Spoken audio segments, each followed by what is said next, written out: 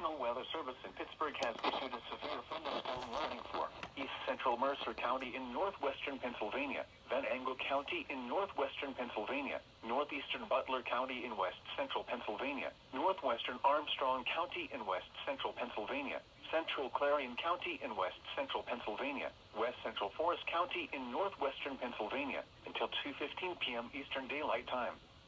At 1:23 p.m. Eastern Daylight Time, a severe thunderstorm was located 8 miles northeast of Grove City, moving east at 40 miles per hour. Hazard, 60 miles per hour wind gusts. Source, radar. Impact, damage to trees and power lines.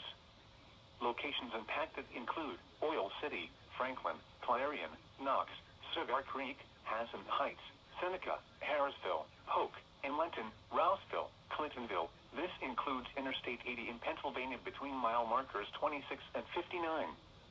Move to an interior room on the lowest floor of a building. Please report severe weather by calling 412-262-1988, posting to the National Weather Service Pittsburgh Facebook page, or using Twitter at NWS Pittsburgh.